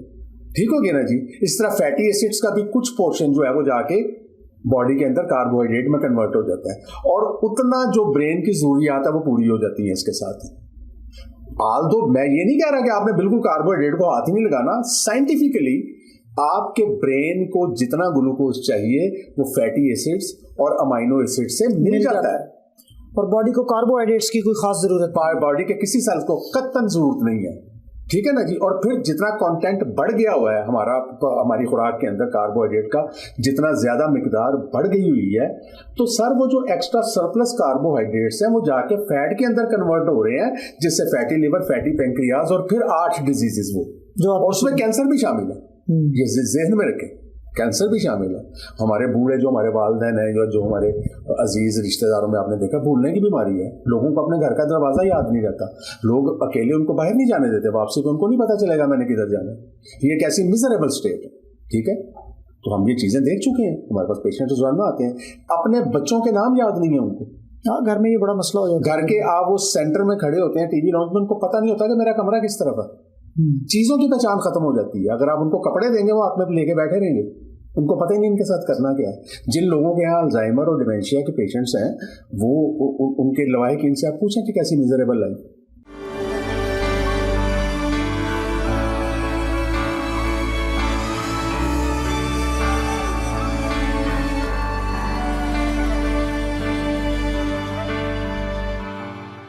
आजकल एक बड़ा कॉन्सेप्ट ये चल रहा है, ये जो फ्रिज है इसके अंदर जो खाने रखे जाते हैं ये बीमारियों की जड़ है। आप मानते हैं इसको? फ्रिज जो है ना जी, वो आज के दौर में नेमत है, बरकत है। पूरी दुनिया के अंदर फ्रोजन फूड का रिवाज है। फ्रिज में रखने से खाना खराब नहीं होता, ये उल्ट सोच है। फ्रिज में रखने से खाना महफूज हो जाता है। तो मैं नहीं समझता कि फ्रिज के अंदर रखने से खाने का कोई ऐसा नुकसान होता है। तो इवन फ्रिज के अंदर भी एक खास लिमिट है। ऑन एवरेज मेरा ख्याल है कि फ्रिज में खाना 10 दिन से ज्यादा स्टोर नहीं करना चाहिए। एक खाना जो फ्रेश पका हुआ है उसको हमने खा लिया, और एक खाना जो दोपहर को पका है और हमने रात को फ्रिज से निकाल के गर्म करके खाया, इन दोनों में बीमारी कॉज करने की कोई कम ज्यादा रेशो है? आप 6 घंटे बाद 8 घंटे बाद उसको निकाल के गर्म करके उसको सेफली इस्तेमाल कर सकते हैं। दोनों खाने बराबर हैं जी। एक दूध है जो आज आया और वो गर्म हो गया, इस्तेमाल हो गया, और अब वही पड़ा है वो कल इस्तेमाल करना है, उसकी ग़िज़ाइयत या उसकी बीमारियां जो उसकी वजह से हो सकती हैं, ये दोनों डेज के दूध में कोई फ़र्क डाले आएगा फ्रिज में रखने के से? क्या दूध इंसानी सेहत के लिए और खुराक में बहुत ज़रूरी आंसर है? तो गर्म पिए ठंडा पिए वो आपकी मर्जी है, लेकिन इससे आपको कोई हेल्थ बेनिफिट नहीं मिलेगा। दूध आपकी ग़िज़ा के लिए किसी तरह भी ज़रूरी नहीं है।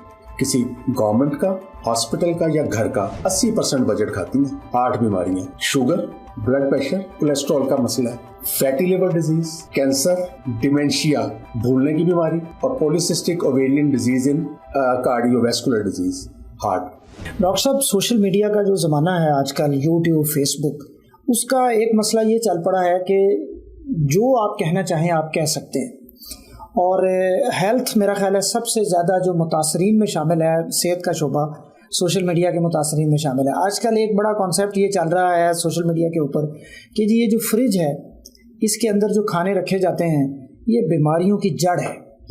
फ्रिज में जब खाना रख दिया जाता है, आपने कुछ भी पकाया है, घर में कोई खाना पकाया, आपने फ्रिज में रख दिया, उसके बाद आपने गर्म करके या उसको इस्तेमाल किया, तो फिर आप बीमार हो जाएंगे। आप मानते हैं इसको?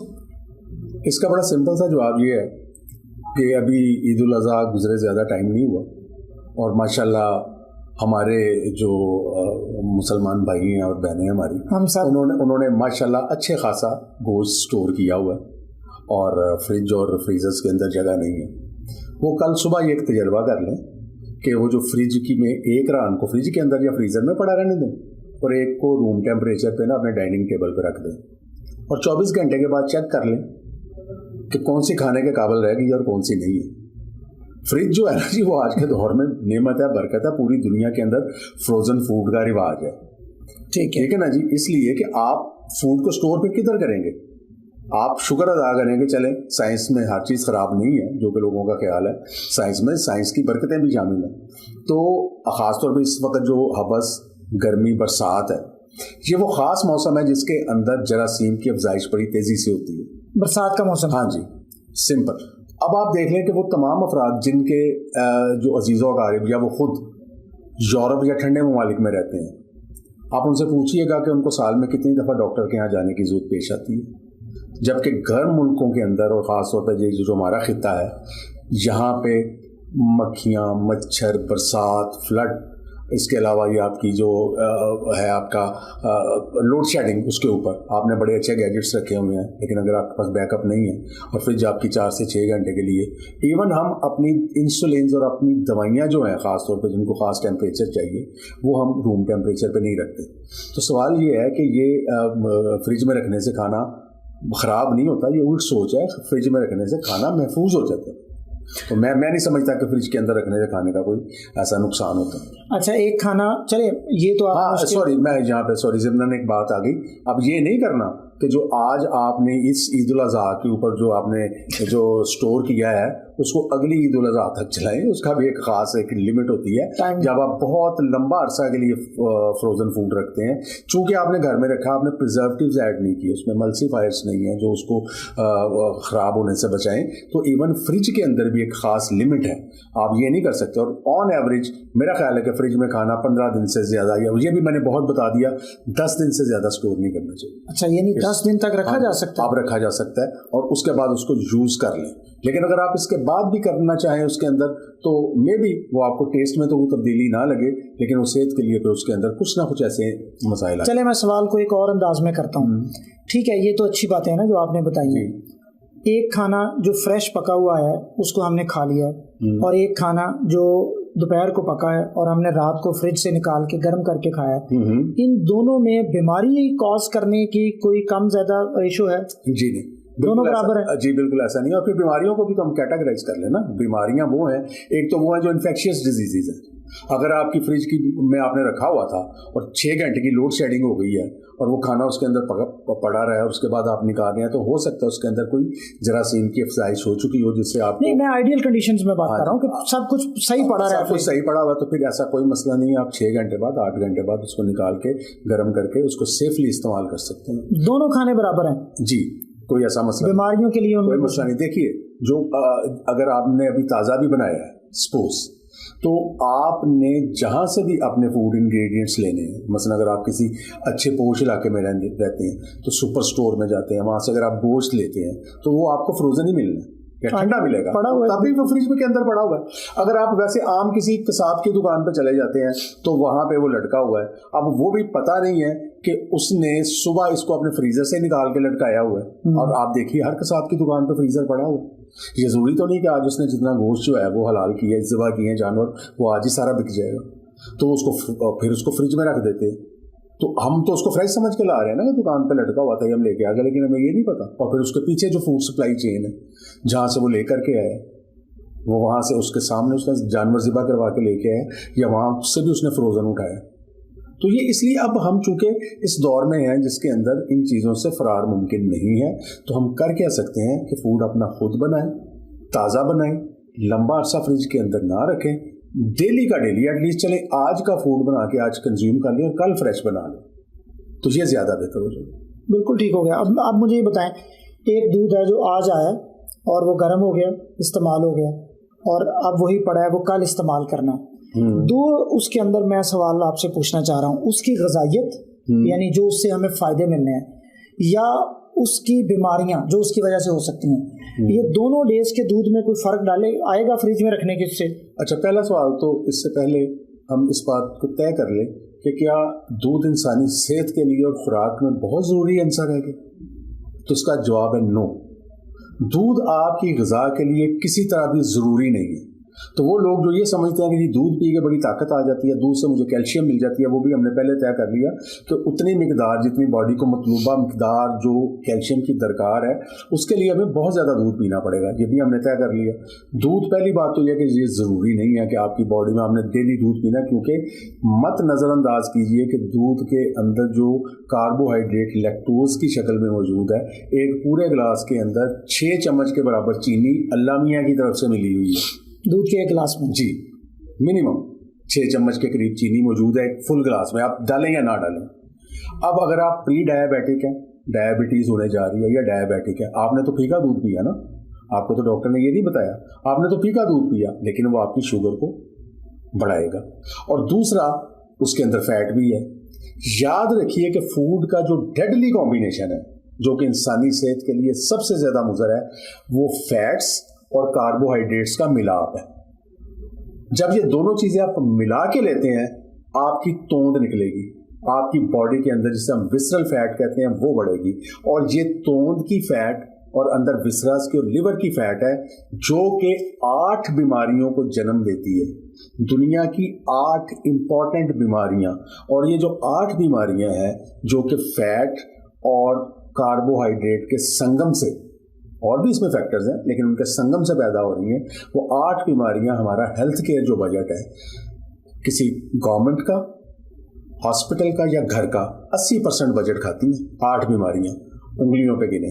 Sugar number 1, sugar, blood pressure, ठीक है, डिस्लिपिडीमिया जो कि कोलेस्ट्रॉल का मसला है, फैटी लिवर डिजीज, ठीक है, कैंसर, ठीक है, डिमेंशिया भूलने की बीमारी, अच्छा जी, और पॉलीसिस्टिक ओवेरियन डिजीज इन जो खवातीन में पीसीओएस हैं, हाँ जी, एंड कार्डियोवैस्कुलर डिजीज, हार्ट। ये 8 बीमारियां आपकी अगर आपके फूड के अंदर ये कॉम्बिनेशन, डेडली कॉम्बिनेशन मौजूद है, और ये डेली की बुनियाद पे आज जितना प्रोसेस फूड आ रहा है, आप मुझे कोई अगर आपने फ्राइड चिकन लिया है तो उसके साथ आपको आलू के चिप्स भी मिल रहे हैं, बिल्कुल ठीक है जी, कार्ब्स हो गए, और वो एक घटिया से घी के अंदर तले हुए, उस घी के अपने मसाइल हैं, ठीक है जी, जो सीड ऑयल्स हैं वो पॉइजन है बॉडी के लिए। और ये मुमकिन नहीं है कि अगर आप फ्राइड चिकन या बर्गर खाएं तो उसके साथ कोल्ड ड्रिंक ना हो, वो तो उसका हिस्सा है। क्या आ गया बर्गर के अंदर? आ गए कार्बोहाइड्रेट्स। चिकन बहुत अच्छा है, उसके अंदर प्रोटीन्स है, लेकिन उसको खराब कर दिया उस ऑयल ने जिसके अंदर वो तला जाता है। आपके जो चिप्स का जो साथ एक बड़ा सा पैकेट है उसके अंदर क्या आया? कार्बोहाइड्रेट्स और फिर फैट का कॉम्बिनेशन, ठीक है। तो क्या हमारे बच्चों का स्टेपल फूड आजकल यही नहीं है? हर यूनिवर्सिटी जाने वाली तकरीबन रोजाना, आप बिलीव कीजिए कि रोजाना की बुनियाद पे मैं अपने क्लिनिक पे उन बच्चों में डायबिटीज देख रहा हूँ कि मैं सोच नहीं सकता कि यार ये डायबिटिक हो सकते हैं। क्या वजह है? वो दुबले पतले हैं, देखने में मोटे भी नहीं है, ठीक है। हुआ क्या है कि अभी वो जो फैट है वो उनकी तोंद के ऊपर या उनके बाहर बाहर नजर नहीं आता, मसल्स मैस में नहीं आई। हाँ, जो कुछ भी उन्होंने खाया वो जाके लिवर के अंदर गया, लिवर फैटी हुआ। जब लिवर में फैट जम गई तो एक्स्ट्रा फैट फिर गई आपके पैंक्रियाज के अंदर या लबलबे में, उसने इंसुलिन की सिक्रीशन को हैम्पर कर दिया। और बीसियों बच्चों की अल्हम्दुलिल्लाह हम अपने क्लिनिक के ऊपर डायबिटीज टाइप 2, मैं टाइप 1 की बात नहीं करूंगा, वो इंसुलिन देनी है वहां पे, टाइप 2 वाले बीसियों बच्चे हैं जो हमारे साथ 5 माह 6 माह के अंदर जब हमने उनकी डाइटरी करेक्शंस दी और दवा नहीं दी, ये भी मैं आपको बता दूं, उनको कोई दवा नहीं दी, डाइटरी करेक्शंस की, तो उन्होंने 6 माह से लेकर 8 माह के अंदर उन्होंने शुगर को शिकस्त दे दी। हमने सिर्फ उनका इंटरनल मेटाबॉलिज्म करेक्ट किया। तो दूध का जो आपका ये सवाल था, गर्म है ठंडा, वो तो बात की बात है। पहली बात तो ये है कि मुनासिब, पहले तो आपने दूध का ही ऑपरेशन कर दिया ना कि वो इतना तो गर्म पिए ठंडा पिए वो आपकी मर्जी है, लेकिन इससे आपको कोई हेल्थ बेनिफिट नहीं मिलेगा। दूसरा, बहुत सारे लोग जो है वो अक्सर वो कहते हैं कि हमारा पेट खराब रहता है, हमें गैस रहती है, ब्लॉटिंग रहती है, मसले मसाइल है। जिस तरह से आपके बहुत सारे लोग ग्लूटेन एलर्जी का शिकार है और उनको पता नहीं चलता, ग्लूटेन के साथ जो टॉक्सिसिटी है वो सीलिएक डिजीज की शक्ल में सामने आती है। लेकिन बहुत सारे लोग ग्लूटेन सेंसिटिव है, उनका भी पेट खराब रहता है, गैस रहती है, ब्लॉटिंग रहती है उनको, और डायरिया के मसाइल रहते हैं। इसी तरह से बहुत सारे लोगों में लैक्टोज इंटॉलरेंस भी है, उनको पता नहीं होता इस बात का। ये सारी चीज़ें अभी मॉडर्न साइंस ने बताई ना। वो दूध पीते हैं और दूध पीते चले जाते हैं और उसके बाद उनका जो मैदा, गैस, ब्लॉटिंग, सॉफ्ट स्टूल्स, ये वो, और उनको ये अंदाजा नहीं होता। वो ये समझ रहे होते हैं कि यार ये डायरिया लगा, डॉक्टर के यहाँ भी गए, उसने जनाब उनको जो रवायती हमारे एक एंटीबायोटिक, साथ उसको फ्लैजिल या इस किस्म की दवा और साथ दे के जनाब भेज दिया, और 15 दिन के बाद फिर वही मसाइल। तो इसलिए आप दूध को बहुत अच्छी बेनिफिशियल डाइट के अंदर शुमार नहीं कर सकते as per modern day nutrition and science. आपने बड़ी अच्छी तफसील से बता दिया। अब मुझे ये बताएं कि दूध, रात को ठंडा दूध 1 गिलास पिया जाता है, चलें समझ लें कि उसको पीना है, हाँ, ठंडा अच्छा है या गर्म अच्छा है, या ठंडा दूध मुज़र सेहत है? ये टोटली आपकी पर्सनल चॉइस के ऊपर है। ठंडा पीना है या गर्म पीना है, उससे उसके नफ़े नुकसान के ऊपर कोई फ़ायदा या कमी नहीं होती। आपको ये आपकी पर्सनल चॉइस है, गर्म पीना है ठंडा पी लें। और हाँ, ये ज़रूर है कि जब आप दूध पिए, अगर आप दूध के बहुत शौकीन हैं, तो मेरी ये राय होगी, ये भी प्रूवन है साइंस के साथ, कि उसके अंदर कम से कम फाइबर ऐड कर लें in the form of isabgol husk. अच्छा, ताकि जो उसके अंदर लैक्टोज है वो तेजी के साथ खून में शामिल ना हो। ये जो आपका इसबगोल होगा वो उसका जो ग्लाइसेमिक लोड है उसको बांध लेगा, और इस फाइबर की वजह से स्टमक में से आपके दूध की एब्जॉर्प्शन कार्बोहाइड्रेट्स की स्लो डाउन हो जाएगी, जिससे आपके डायबिटिक होने के चांसेस और फैटी लिवर के चांसेस कदरे बेहतर हो जाएंगे, कम हो जाएंगे। ये छिलका इसबगोल जिसको छिलका इसबगोल, हाँ भाई, हाँ जी। अच्छा, अब आपने जो कि ये बात कर दी है तो मैं आपसे ये क्वेश्चन कर लेता हूँ कि छिलका इसबगोल बहुत से लोग पीते हैं जी। वो अपने, बाज़ लोगों को कब्ज़ होती है तब पी लेते हैं वो, और बाज़ लोगों को लूज मोशन है, मैदा ख़राब है, वो तब पी लेते हैं जी। ये दोनों में से किस बीमारी का इलाज है और किस सूरत में लेना चाहिए? आम रूटीन में लेना भी चाहिए या नहीं लेना चाहिए? अच्छा, इसबगोल हस्क जो है ना, बेसिकली ये जो है क्या, ये फाइबर है। अच्छा, अगर आपको मिसाल के तौर पर एग्जांपल लेते हैं कि अगर आपको इसबगोल हस्क माफक नहीं आ रहा, वो प्रॉब्लम आ रही है, तो फाइबर तो आपकी जिंदगी का एक लाज़िम मलज़ूम हिस्सा है डेली डाइट में। फिर आपको सब्जियों का इस्तेमाल बढ़ाना है, फाइबर आपको हर हाल में चाहिए। और अगर मिसाल के तौर पे आप किसी बुफेट पे चले गए हैं, ये भी मैं आपको आज एक आपके ऑडियंस को एक बड़ी ही डेली रूटीन की टिप देके जा रहा हूँ। बुफेट पे तो अक्सर जाते हैं लोग, बुफेट पे आप जाते हैं या किसी शादी फंक्शन में जाते हैं, तो आपको वहां पे प्रोटीन भी मिलेगी, कार्बोहाइड्रेट्स भी मिल रहे हैं, फैट्स भी मिल रहे हैं, सारी चीजें हैं, और सैलेड भी है वहां पे। मैं क्रीमी सैलेड की या वो सैलेड की बात नहीं कर रहा, मैं फ्रेश सैलेड्स की बात कर रहा हूँ जो कटी हुई सब्जियों पे मुश्तमिल होते हैं। ठीक है। तरतीब आप खाने की इस तरह से बनाएं कि सबसे पहले आप सैलेड लें, ठीक है, सैलेड के बाद प्रोटीन लें। प्रोटीन किस में मिलेगी आपको? प्रोटीन मिलेगी आपको गोश्त के अंदर, ठीक है ना जी। तो प्रोटीन ले लें। प्रोटीन के बाद तीसरे नंबर के ऊपर आप कार्बोहाइड्रेट को हाथ डालें, ठीक है। जब आप फाइबर ले लेते हैं, उससे साथ प्रोटीन ले लेते हैं, तो आपके मैदे के अंदर स्ट्रेच रिसेप्टर्स होते हैं। जब वो स्ट्रेच कर जाते हैं तो आपकी भूख को कम कर देते हैं। बजाय इसके कि आप स्टार्ट ही चावलों से और नान से लें कार्बोहाइड्रेट के साथ, तो कार्बोहाइड्रेट तो स्टाइटी आने ही नहीं ना देते। वो तो आपको किसी वक्त भी आप चावलों की एक प्लेट खा ले, थोड़ी देर के बाद आप फ्रूट ट्राइफल के लिए भी तैयार होंगे, गाजर का हलवा भी खा रहे होंगे, आइसक्रीम अगर कुल्फा पड़ा तो वो भी खा रहे होंगे, क्योंकि आप कार्बोहाइड्रेट खाते जाएं। आपको किसी लम्हे भी जिस्म को वो तस्कीन नहीं मिलनी कि किसी जगह आप रुक जाए। ये तस्कीन आपको तीन चीज़ों से मिलती है, फाइबर से, प्रोटीन से और फैट से। तो अगर आप तरतीब को इस तरह से कर लें कि फाइबर, प्रोटीन, फैट, या प्रोटीन और फैट इकट्ठे, और एंड के ऊपर कार्बोहाइड्रेट, तो फायदा ये होगा कि आपका मैदा इन चीज़ों से भर चुका होगा, आप कार्बोहाइड्रेट कम रखेंगे। सारी फसाद की जड़ आपकी डाइट में कार्बोहाइड्रेट से। डॉक्टर साहब, एक लतीफ़ा मैंने फेसबुक पे पढ़ा ऐसे ही चलते चलते कि डॉक्टर के पास जाने से पहले जितने चावल आप खा सकते हैं खा लें, क्योंकि डॉक्टर के पास जाने के बाद जो पहली चीज़ डॉक्टर ने मना करनी है वो चावल है। अब आप चूँकि मेडिसिन में, अपनी लाइफ में, अपने प्रैक्टिस में ग़िज़ा को भी बड़ी तफसील से देखते और बताते हैं, क्या चावल इतना ही बुरा है? इससे कोई बीमारियां होती हैं? ये ओवरऑल कहते, बल्कि बाज़ लोग तो चावल को समझते हैं कि ये कोई बुरी चीज़ है, कोई मर्ज़ है ये। चावल अच्छी चीज़ नहीं है क्या? अच्छा, अब इसमें फिर वही तो बात आ जाती है। आप ये देखिए, आपको मैं बड़ी सिंपल सी मिसाल के साथ समझाता हूँ।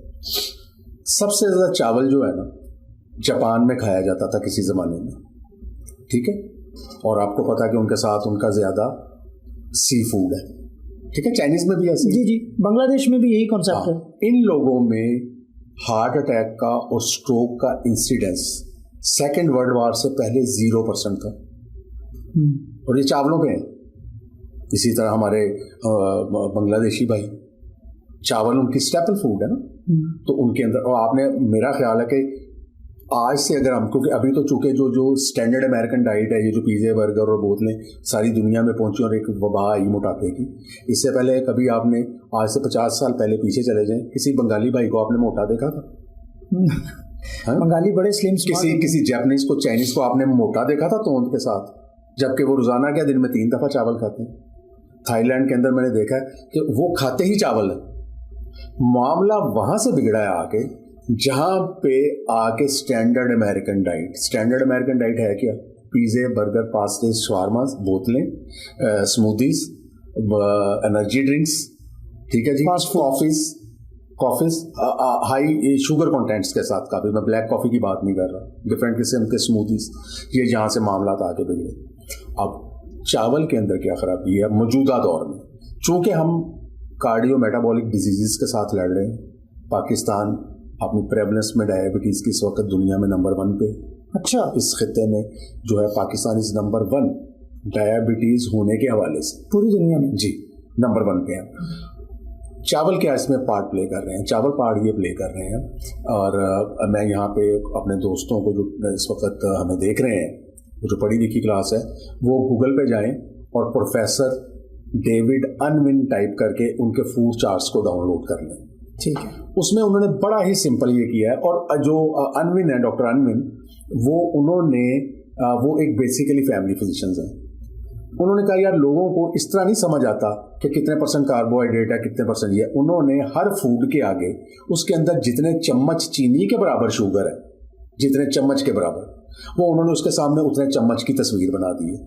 मिसाल के तौर पे चावलों की प्लेट के आगे अगर आप उनके देखेंगे तो उन्होंने 8 चम्मच चीनी के बनाए हुए हैं, क्योंकि इसके अंदर जो स्टार्च है, और यही स्टार्च आलू में भी है, कार्बोहाइड्रेट जो है, हाँ, ये बॉडी में जाके शुगर में कन्वर्ट हो जाता है। ओके। और जब ये शुगर में कन्वर्ट होता है तो एक प्लेट चावलों की आपको 8 से 9 चम्मच चीनी के देती है। अब आपको बात समझ आई? हमारा मसला स्टार्चेस और कार्बोहाइड्रेट्स है, क्योंकि ये मैटर नहीं करता कि आप कितनी कैलोरीज खा रहे हैं। आप ऑन एवरेज एक बंदे की 2500 कैलोरीज कहते हैं जी, एक यंग बंदे को चाहिए, अगर वो बड़ा काम करने वाला है, मजदूर है, तो 3000 कैलोरीज, ठीक है। आप ये 3000 कैलोरीज में से 2000 कैलोरीज कार्बोहाइड्रेट के साथ लें, और एक दूसरे ग्रुप को 3000 के बजाय 5000 कैलोरीज दें जिसके अंदर कार्बोहाइड्रेट्स ना हो, वो फैट्स और प्रोटीन हो उसके अंदर। हाँ जी, मोटा ये होगा 3000 कैलोरीज वाला, 5000 कैलोरीज वाला नहीं होगा। इसलिए मैं ये कहता हूं कि इस कॉन्सेप्ट को दफन कर दें। होता यह है कि जो कुछ आप खा रहे हैं वो बॉडी में जाके करता क्या है। तो चावल बॉडी में जाके क्या कर रहे हैं, वो आपको 8 से 9 चम्मच चीनी दे रहे हैं। जब आप समझे 9 चम्मच 8 चम्मच आपने चीनी खा ली, जब आप इतनी चीनी खा लेंगे तो फिर आप शुगर के लिए तैयार रहें, फिर आप फैटी लिवर के लिए भी तैयार रहें, फिर आप हार्ट डिजीज के लिए भी तैयार रहें, आप हाई यूरिक एसिड के लिए भी तैयार रहें। क्योंकि जो चीनी है, एक चम्मच चीनी जो है उसके अंदर 50% फ्रुक्टोज है और 50% ग्लूकोज है, और इसको कंबाइंड हम सुक्रोज कहते हैं। ये जो एक चम्मच चीनी का है, वो जो फ्रुक्टोज है वो बॉडी में जाके फैटी लिवर तो करेगी, साथ आपका यूरिक एसिड भी बढ़ जाता है। यूरिक एसिड भी सेम पाथवे से बढ़ रहा है आपका। और जब यूरिक एसिड बढ़ेगा तो उसके साथ जो नाइट्रिक ऑक्साइड है, जो कि आपकी आर्टरीज की वेजोडाइलेटेशन, जिससे आपके दिल की नालियां खुली रहें, वो नाइट्रिक ऑक्साइड के बनने का अमल नीचे चला जाता है। और यही जो वेजोडाइलेटेशन है हमें चाहिए मर्दों में एक नॉर्मल इज़्दिवाजी जिंदगी के लिए। जब ये नाइट्रिक ऑक्साइड ही नहीं बनेगा तो आपकी वेजोडाइलेटेशन नहीं होगी और उस मुकाम के ऊपर, और फिर आपके लिए इज़्दिवाजी मसाइल आएंगे। तो बात कहां से शुरू हुई थी? शुगर के साथ। शुगर से निकली फ्रुक्टोज से बना यूरिक एसिड से बात आगे चली वेजोडाइलेटेशन की। जब वेजोडाइलेटेशन नहीं हुई तो आपको ब्लड प्रेशर हो गया, ब्लड प्रेशर हुआ तो साथ आपको उधर से इज़्दिवाजी जिंदगी के मसाइल आ गए। हाई ब्लड प्रेशर के साथ अब आपकी जो खून की नालियां हैं उनके अंदर एंडोथेलियल डैमेज होना शुरू हो गया। जब एंडोथेलियल डैमेज हुआ तो कार्डियोवैस्कुलर डिजीज आ गई। तो आप ये देख लें कि चीनी के साथ जो बात हो रही थी, हाँ, तो अल्टीमेटली जो चावल है बॉडी में जाके चूंकि चीनी में कन्वर्ट हो जाते हैं, तो फिर उसके साथ वो तमाम नुकसानात के लिए तैयार रहें जो कि चीनी की वजह से। अच्छा चलें, अब चावल जो है उसके मुतबादिल के तौर पे रोटी खाते हैं लोग जी। तो रोटी और चावल में जो आपने बीमारियां बताई हैं जी, ये रोटी में कम है चावल की निस्बत? कदरे कम है। अगर आप चोकर मिला आटा, और ये जो हमारे यहाँ मुख्तलिफ किस्म के जो आजकल आटों का भी रिवाज चला हुआ आपने देखा है, बहुत है जी, multigrains rather we have been turned into a nation of grainetarians. हमें ग्रेनेटेरियंस बना दिया गया, ग्रेन्स। और मजेदारी की बात है, जो बड़े बड़े अच्छे अपनी तरफ से कहते हैं ना जी कि हम ये जो मल्टीग्रेन आटा बना रहे हैं, तो उसके जब कंटेंट देखें ना, उसके अंदर मकई भी डाली होती है। मकई का भी वही काम है जो कि आपकी फ्रुक्टोज का। हाई फ्रुक्टोज कॉर्न सिरप, ये जो बेकरीज में इस्तेमाल होता है वो मकई से तो निकलता है। मकई डाल के तो आप भूल जाए वो मल्टीग्रेन आटा आपको कोई फायदा देगा। आप रोटी के, पहली बात तो ये है कि किसी भी किताब में नहीं लिखा हुआ कि तीनों खानों के साथ आपने रोटी जरूर खानी है। सुबह का वक्त एक ऐसा होता है अर्ली मॉर्निंग जिसमें भूख कम से कम लगती है, क्योंकि उस वक्त आपके जो हंगर हार्मोन्स होते हैं खाने को दिल नहीं करता, कुछ खाने को दिल नहीं करता। अक्सर बच्चे सुबह के वक्त खाने के लिए तैयार नहीं होता, माएँ आ जाती हैं ये तो सुबह खा के कुछ नहीं जाता। भाई इसका फायदा उठाएं, अपना नाश्ता स्किप करना सीखें, कोई जरूरी नहीं है। उससे क्या होगा, चूंकि आपने रात को आखिरी दफा 8, 9, 10 बजे खाना खाया था, अब आपने सुबह जब आपका जो टाइम है नाश्ते का वो आपने स्किप कर दिया और आप उसको खींच के ले गए लंच तक, तो इस सारे अरसे के अंदर चूंकि आपने कुछ नहीं खाया तो आपकी जो इंसुलिन लेवल है बॉडी में वो सप्रेस रहेगा, क्योंकि इंसुलिन तो तब ऊपर आनी है ना जब आप कुछ खाएंगे। नहीं तो एनर्जी भी तो डाउन हो जाएगी डॉक्टर साहब। एनर्जी कैसे डाउन होगी जब आप सुबह अर्ली मॉर्निंग, अच्छा ये भी बड़ा एक कॉन्सेप्ट है। मैं पूरा कर लूँ जुमला, कहते हैं जी नाश्ता जो है वो बादशाहों की तरह करना जी जी। और ये जो टर्म है ना, ये उन्हीं लोगों की इजाद करता है जिसको मोहल्ले में पूछे ना किसी से यार वो फला बंदा कहता छड्डो जी होते बादशाह बनता है तो ये टर्म उन्होंने हमारे यहाँ बादशाह होते हैं, ये उन्होंने इजाद की हुई है टर्म। नाश्ता किसी तरह जरूरी नहीं है, आप अपना फास्टिंग पीरियड लेंथी करें। ठीक है, अगर आपको सुबह बच्चा आपका नहीं खा रहा या आपका दिल नहीं कर रहा, खुदा के लिए इसका फायदा उठाएं, इसको लेंथी कर लें। और जब आप इतना अरसा कुछ नहीं खाएंगे तो आप कमजोर नहीं होंगे, आप बहुत एनर्जेटिक हो जाएंगे। कैसे?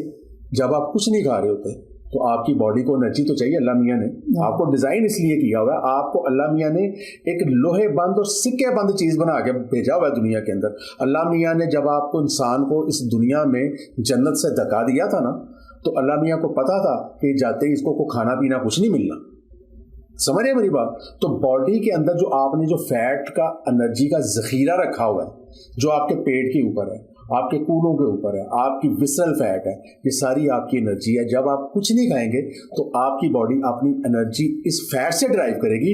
ना सिर्फ आपकी तोहन अंदर जाना शुरू हो जाएगी, आपकी बैली कम होना शुरू हो जाएगी, वो क्योंकि अब आपकी बॉडी एनर्जी के लिए फैट को यूज कर रही है। आपने ब्रेन की बात की थी, अगर ब्रेन के 2 चीजों का ऑप्शन दिया जाए कि ग्लूकोज लेना है या कीटोन्स लेनी है, कीटोन्स फैट से बनती है, जब आपकी फैट बर्न होगी तो कीटोन बॉडीज बनती है। ब्रेन से आप पूछें कि तुझे क्या खाने के लिए चाहिए, ब्रेन आपको हमेशा कीटोन की प्रेफरेंस बताएगा। ब्रेन ग्लूकोज, अगर आप ब्रेन को ग्लूकोज से महरूम रखेंगे आपकी कीटोन्स पे चलेगा। अगर आप मिसाल के तौर पे ब्रेन को 3 मॉलिक्यूल्स देते हैं ग्लूकोज के और 1 मॉलिक्यूल देते हैं कीटोन का, तो 1 मॉलिक्यूल कीटोन का 3 ग्लूकोज मॉलिक्यूल्स के बराबर है। This is a preferred choice for brain.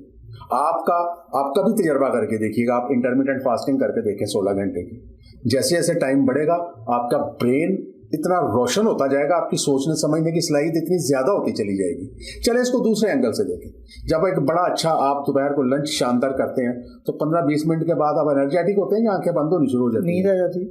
क्यों आती है नींद आपको? एनर्जी लेवल डाउन हुआ ना, फिर खाने से डाउन हुआ, क्योंकि अब आपकी बॉडी उस तमाम फूड का जो बोलस है और जो सरप्लस फूड है उसके मेटाबॉलिज्म, बॉडी को तो पड़ गई मुसीबत, हजम करना है उसको। अब सारी जो फैक्ट्री है आपकी बॉडी की वो तो उसकी तरफ लगी ना उसको हजम करने के लिए, और आप नीचे जाना शुरू हो गए, क्योंकि वो एनर्जी जो आपको मिलनी चाहिए थी वो अब एनर्जी सर्फ हो रही है उस फूड को ठिकाने लगाने के लिए। जितना, और मैंने तजर्बा करके देखा, मैंने 24 घंटे की फास्टिंग में आम कर लेता हूँ। मेरे ऐसे दोस्त भी हैं जिन्होंने 2-2, 3-3 दिन की फास्टिंग डॉक्टर्स ने करके देखी है, उनकी तमीज इस तरह से फ्लैट है कि शायद हमारे किसी क्रिकेटर या स्पोर्ट्समैन की नहीं होगी। सारी फैट उन्होंने इस तरह से अपनी उड़ा दी है इंटरमिटेंट फास्टिंग के साथ, क्योंकि इंटरमिटेंट फास्टिंग जितनी लंबी होती चली जाती है और इंटरमिटेंट फास्टिंग के साथ सिर्फ फैट नहीं जाती। इंटरमिटेंट फास्टिंग का मतलब ये है कि फैट के साथ साथ आपके वो तमाम डेड और गार्बेज सेल जो आपकी बॉडी में जिन्होंने आगे चल के कैंसर बनना था, वो सारे बॉडी जो है ना उनको डिटॉक्स कर देती है, उसको बॉडी से उनको डेड करके बॉडी से एक्सपेल कर देती है, और आपका कैंसर इंसिडेंस इंटरमिटेंट फास्टिंग के साथ वे बिलो हो जाता है एक नॉर्मल बंदे के निस्बत। डॉक्टर साहब आजकल एक डिटॉक्स वाटर बड़ा मशहूर है, और बाज़ जगहों पे तो वो उसको बहुत ज़्यादा फॉलो किया जाता है, और बाज़ जिन जगहों पे फॉलो नहीं होता वहाँ भी लोग घरों में 1 गिलास रख के उसके अंदर 2-4 खीरे डाल देते हैं, नींबू डाल देते हैं, 4-5 चीज़ें डाल के रख देते हैं और बाद में पीते हैं कि जी इससे वज़न कम होगा, रंगत साफ होगी। कुछ तो ये बताएं कि ये डिटॉक्स वाटर क्या होता है और इसके फ़ायदे नुकसान क्या हैं?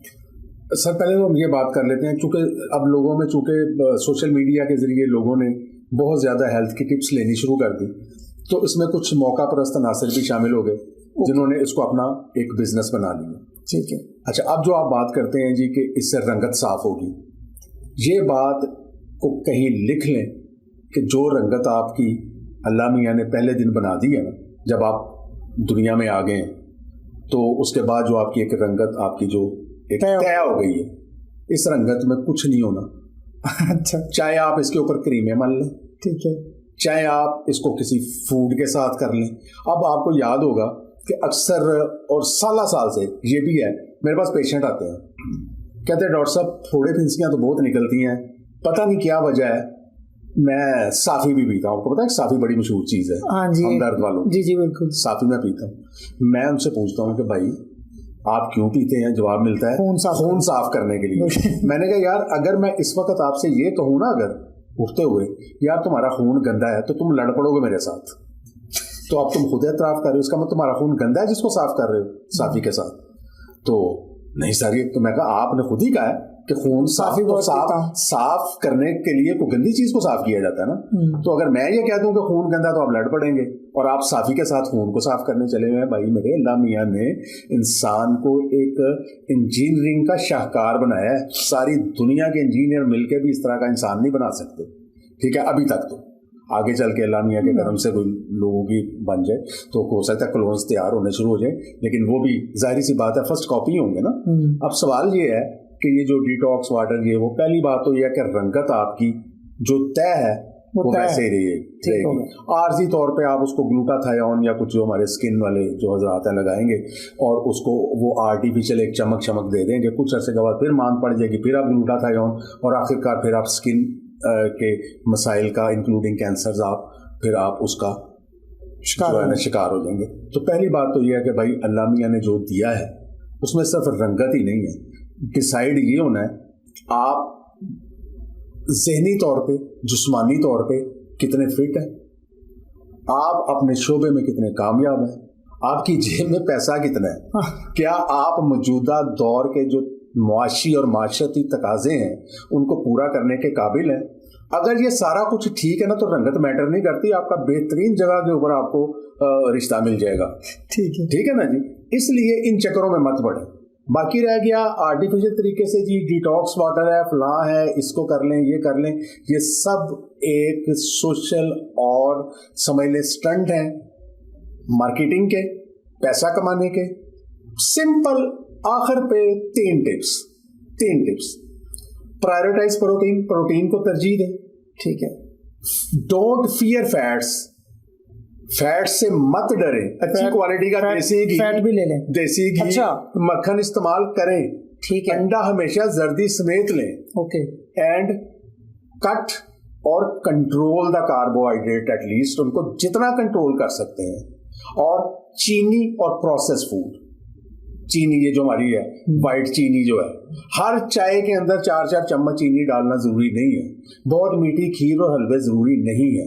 आपको इनको किसी और तरीके से भी मीठा कर सकते हैं, इसको और तरीके से भी पैलेटेबल और निगलने के काबिल बना सकते हैं। तो ये जो डिटॉक्स वाटर है ये जिगर साफ नहीं करता? सर जिगर को इसके अंदर कौन से ऐसे वैक्यूम क्लीनर लगे हुए हैं जो जाके, इसका नाम ही चूंकि डिटॉक्स है ना, तो देखेंगे हम समझते हैं कि शायद कोई सफाई सुथराई का अमल है। तो फिर साथी के साथ भी तो यही लगा हुआ ना, मैं तो जो अर्ज किया आपसे, तो नाम ऐसा ही रखा जाएगा जो कि पुरकशिश हो।